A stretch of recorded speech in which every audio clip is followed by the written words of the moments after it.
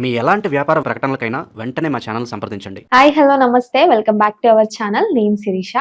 ఈ రోజు మన స్టూడియోలో ఉన్నారు స్పెషల్ గెస్ట్. ఎవరంటే వంటింటి వైద్యం అని చెప్తే కేర్ ఆఫ్ అడ్రస్ ఎవరు అని అంటే డాక్టర్ చిట్టిబొట్ల మధుసూదన శర్మ గారు, doctor gold medalist and ayurvedic specialist. Hi sir. Sir, first of all weight loss గురించి మాకు ఈరోజు కావాలి. ప్రతి ఒక్క మేము అంటే ఈ మార్కెట్ లో దొరికే కొన్ని టాబ్లెట్స్ వేడిలో వేసుకొని తాగేసేయండి వెయిట్ లాస్. ముఖ్యంగా చూసుకుంటే అమ్మాయిలకి, అమ్మాయిలకైనా హెల్త్ ఎంత బాగుంటే అంత బాగా కనిపిస్తాం. సో ప్రతి ఒక్కరు కూడా మెయింటైన్ చేయాలనుకుంటారు తమ బాడీని, మంచి స్ట్రక్చర్ లో మెయింటైన్ చేయాలని ప్రతి ఒక్కరికి ఉంటుంది. సో ముఖ్యంగా సార్ ఈ జనరేషన్ లో కొన్ని జాబ్స్ చేయడం వల్ల కొంతమంది తిన్నా లావ్ అయిపోతున్నారు, తినకపోయినా లావ్ అయిపోతున్నారు. ఇన్స్టెంట్ గా మనము బయట మార్కెట్ లో దొరికేదానికంటే ఇంట్లో మనం ఎలాంటి ఇంగ్రీడియంట్స్ తో ప్రిపేర్ చేసుకోవాలంటారు, ఎలాంటి ప్రాసెస్ చేస్తే బెస్ట్ అంటారు సార్? ఈ మధ్య కాలంలో వెయిట్ ప్రాబ్లమ్ విపరీతంగా సఫర్ అయ్యేటువంటి వాళ్ళ సంఖ్య పెరిగిపోతుందమ్మా. పూర్వకాలం అయితే ఎక్కువ వెయిట్ ఉన్నటువంటి వాళ్ళను వెతకాల్సి వచ్చేది ఎక్కడో అని చెప్పేసి. ఇప్పుడు మీడియం బిల్ట్ కొండి స్మార్ట్ ఉండే వాళ్ళను వెతకాల్సినటువంటి రివర్స్ రోజులు వచ్చినాయమ్మా. సో ముఖ్యంగా చిన్న వయసు వాళ్ళకు ఈ పరిస్థితి ఎదురైతే ఆ యొక్క పరిస్థితి మరీ ఇబ్బందిగా ఉండేటువంటి పరిస్థితి ఏర్పడుతుందమ్మా. ఇది చాప కింద నీరులా ప్రాథమికంగా కొద్దిగా ఉన్నప్పుడు దాని యొక్క ప్రభావం కనిపించదు, కానీ తర్వాత అనేక సమస్యలకి కేంద్ర స్థానం అయిపోతుందమ్మా. అధిక బరువు అనర్థాలకు మూలం, ప్రతిదీ దానికి లింక్ అవుతుందమ్మా. సో బరువు పెరిగే కొద్దీ షుగర్ మొదలవుతుంది, బీపీ పెరుగుతుంది, హార్మోనల్ ఇంబ్యాలెన్సెస్ మొదలైపోతాయి, కీళ్ళ నొప్పులు మొదలవుతాయి, అదేవిధంగా కొంచెం ఈ మెదడుకు సంబంధించినటువంటి సమస్యలు మొదలవుతాయి. ఇట్లా ఎగ్జాక్ట్లీ చెప్పారమ్మా. లేజీగా అయిపోతారు, చర్మానికి సంబంధించినటువంటి సమస్యలు వస్తాయి. సో వికారాన్ని కోల్పోతారు, ముఖం కూడా ఆక్వర్డ్గా తయారైపోయిన పరిస్థితి ఏర్పడుతుంది. అన్నీ అమ్మా శారీరకంగా మానసికంగా అన్ని రకాల ఇబ్బందులు పెట్టేటువంటి సమస్యలకి ఆద్యము వెయిట్. కాబట్టి ఎటువంటి పరిస్థితుల్లో ఉండవలసినటువంటి వెయిట్ కంటే పెరిగినప్పుడు ఏమాత్రము ఏమరపాటు పడకుండా ఖచ్చితంగా వెయిట్ నియంత్రించుకోవడం చాలా మంచిదమ్మా. సో ఆరోగ్యం మూలమొత్తం. సో మంచిగా మనం ఆరోగ్యం పొందాలంటే ఏమంటే ప్రథమంగా వెయిట్ పెరగకుండా చూసుకోవాలమ్మా. సో వెయిట్ పెరగకుండా ఉండడం కూడా ఆరోగ్యానికి చాలా ప్రధానమైన పాత్ర వహిస్తుంది అనమాట. వెయిట్ పెరిగితే అనారోగ్యం పాలవుతాం. కాబట్టి మన వయస్సుకు తగినట్టు, మన ఎత్తుకు తగినట్టు, మన శారీరక శ్రమకు తగినట్టు మనం వెయిట్ ఉండడం చాలా మంచిదమ్మా. ఈ రోజుల్లో మరి ఎక్కువ శాతం మందిలో 100లో ఇంచుమించు 80% మంది 90% మంది పైన వాళ్ళకే శారీరక శ్రమ తక్కువైపోయింది, కూర్చొని చేసేటువంటి పనులు ఎక్కువైపోయినాయి. ఎప్పుడూ కూర్చొని చేసేటువంటి వర్క్సే. కాబట్టి దీనివల్లనే సమస్యలు ఎక్కువైపోతున్నాయమ్మా. ఇంకోటి ఏంటంటే ఈవెన్ మీరు పల్లెల్లో గమనించిన కనీసం ఈ వీధి చివరి నుంచి ఆ వీధి చివరి పోవాలన్నా ఏదన్నా సైకిల్ అన్నా కావాలి, లేకపోతే 2 వీలర్ అన్నా కావాలి. సో ఈ పరిస్థితి ఎదురైపోయింది. ఏదో ల్యాండ్స్కి ఏదన్నా పోవాలన్నా లేదా ఆటోలో వెహికల్స్ 2 వీలర్స్ వేసుకొని పోవాల్సిన పరిస్థితులు ఏర్పడుతున్నాయమ్మా. సో దీనివల్ల శారీరక శ్రమ తక్కువ కావడం చేతనే మామూలుగా ఇది కూడా మరి పరోక్షంగా వెయిట్ వచ్చేదానికి కారణభూతం అవుతుందమ్మా. వ్యాయామం లేదు, తీసుకునేటువంటి ఆహార పదార్థాలు కూడా పోషకతులమైనటువంటి ఆహార పదార్థాలు తినేటువంటి పరిస్థితులు లేవు. ఇంత junk food, fast food, bakery food, ice creams, దీంట్లోనే పొట్ట నింపుకుంటున్నాం కానీ ఆరోగ్యాన్ని నింపుకోలేకపోతున్నాము. అది కూడా మనం చేసుకున్నటువంటి తెలిసి తెలియక చేసేటువంటి అవగాహన లోపము, కాల ప్రభావము ఏదైనా అనుకోనివ్వండి. సో ఇలాంటి అనేక రకాల కారణాల చేత వెయిట్ పెరగడం మొదలవుతుంది. సో ఈ వెయిట్ను ఖచ్చితంగా తగ్గించుకోవాలి. దీనికోసం అని చెప్పేసి నేను అనేక వీడియోల్లో కూడా ఎలాంటి ఆహార నియమాలు పాటించాలి, అదేవిధంగా ఎలాంటి ఎక్సర్సైజ్ చేయాలి, ఇలాంటివన్నీ కూడా నేను క్లుప్తంగా కొన్ని చోట్ల, వివరంగా కొన్ని చోట్ల, సంపూర్ణంగా కొన్ని చోట్ల సందర్భాన్ని కూడా బట్టి కూడా నేను చెప్పడం జరిగిందమ్మా. ఇప్పుడు అసలు ఒక ఫార్ములా ఇంటర్నల్గా ఎలాంటి మెడిసిన్ వాడుకోవడం వల్ల శరీర భాగంలో కొవ్వు కణాల్లో ఏ భాగంలో ఎక్కువ కొవ్వు సంచితమైనప్పటికీ తగ్గించేటువంటి అత్యద్భుతమైనటువంటి మన ఒంటింట్లో దొరికేటువంటి మహా ఔషధాల గురించి చెప్తానమ్మా. చాలా ఆశ్చర్యపోతారమ్మా. పిట్ట కొంచెం కుతగనం అని పెద్దలు అంటుంటారు. సో మనకు వాటి గురించి తెలియకపోవడం చేత, మనం వాటిని అవగాహన లేకపోవడం చేత వాటిని సద్వినియోగం చేసుకోవడం. కానీ ఒంటింట్లోనే వైద్యం ఉందమ్మా. మనకు తెలియకపోవడం చేతనే పరుగులు తీస్తున్నాం. ఒంటింటి వైద్యాన్ని మనం సక్రమంగా వినియోగించుకున్నట్లయితే దాదాపు 100లో 80-90% వరకు జబ్బులు రాకుండా ఉంటాయి. వచ్చిన జబ్బులు కూడా తగ్గేటువంటి పరిస్థితి ఏర్పడుతుందమ్మా. ఏదో ఒక 10-20% ఏదైనా తప్పని పరిస్థితి వేరే మందులు వాడుకోవాల్సి జనరల్గా సరిపోతుందమ్మా. సో మంచి రెమెడీ చెప్తాను సుమ్మా.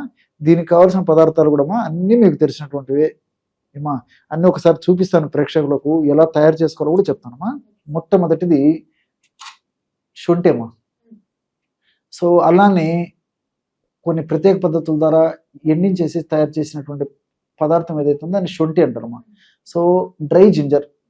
సో ఈ శొంఠి మనకు మార్కెట్లో దొరుకుతుంది, ఇలాంటిది పొడి కూడా మనకు మార్కెట్లో దొరుకుతుంది. రెండవ పదార్థంగా లవంగాలమ్మా. మూడవ పదార్థంగా మెంతులు. నాలుగవ పదార్థంగా సోంపు. ఈ 4 పదార్థాలు ఉంటే మనం వెయిట్ లాస్ అయ్యేదానికి బ్రహ్మాండమైనటువంటి లిక్విడ్ తయారు చేసుకోవచ్చు అమ్మా, కషాయం. సో ఈ 4 పదార్థాలు ఉంటే చాలమ్మా. సో ఈ పదార్థాలను కూడా ఎట్టెట్టు తయారు చేసుకోవాలో, ఏ రేషియోలు తయారు చేసుకోవాలో చెప్తాము. మొట్టమొదటి ఏం చేయాలంటే ఈ యొక్క శొంఠి యొక్క పొడిని ఒక 25 గ్రామ్స్ తీసుకోవాలమ్మా. సో ఈ 25 గ్రామ్స్ శొంఠి పొడి ఒక పాత్రలో తీసుకోవాలి. శొంఠి శోధించేటువంటి గుణం ఉంది.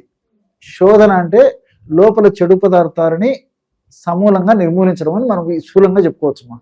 శోధించేటువంటి శొంఠి.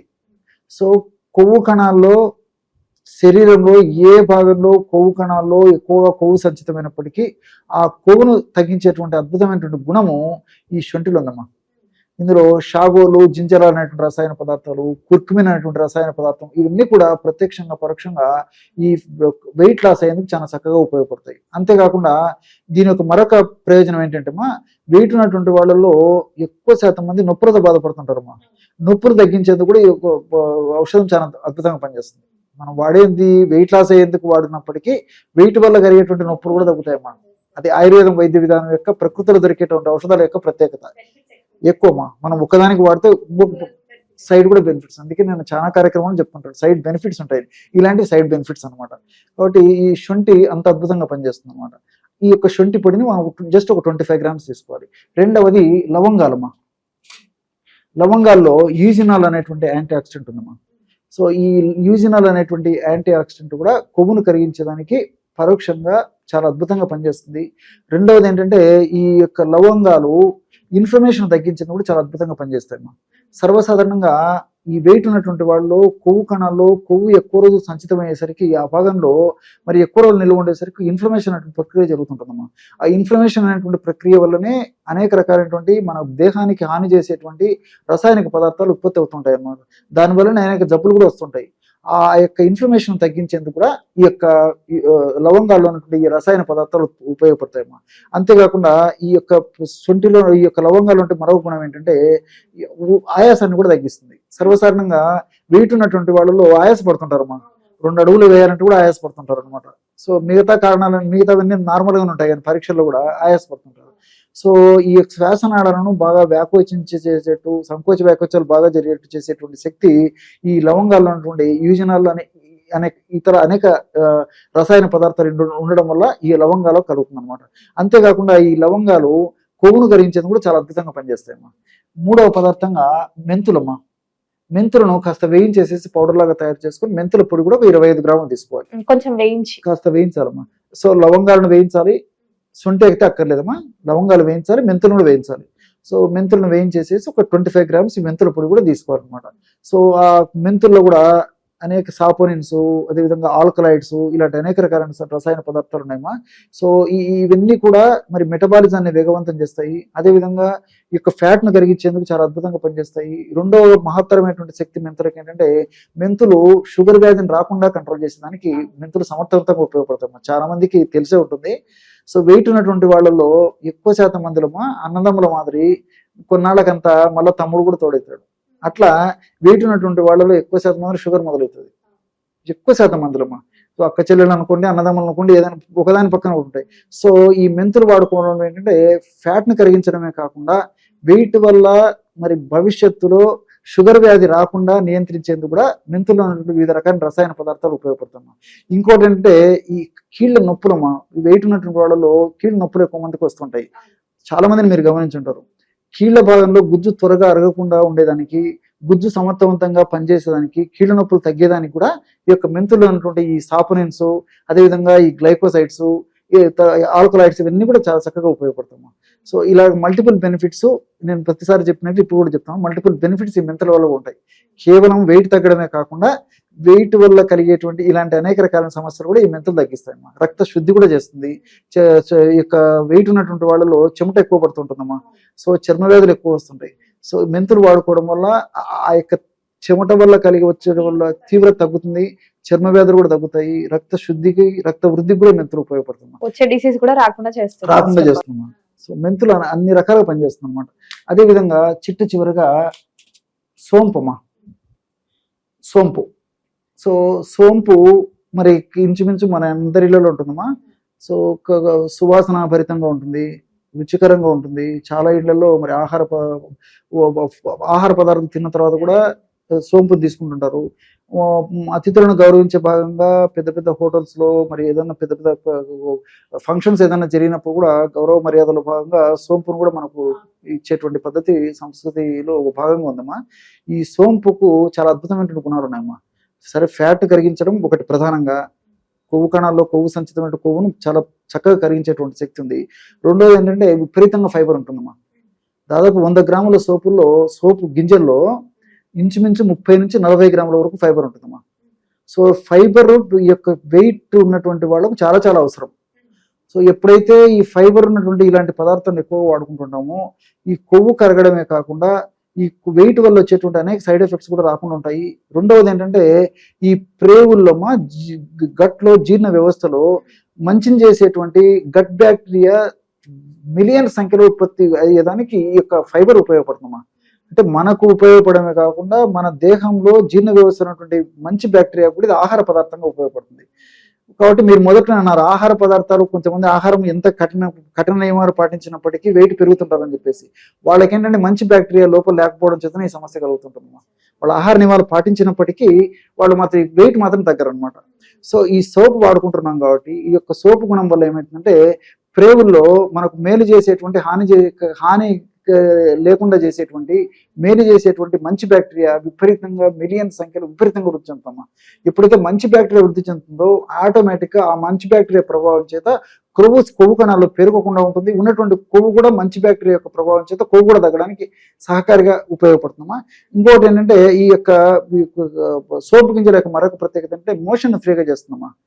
సో వెయిట్ ఉన్నటువంటి వాళ్ళు ఎవరికైనా మోషన్ కాకపోతే కొంచెం మోషన్ ఫ్రీగా ఎందుకు ఉపయోగపడుతుంది.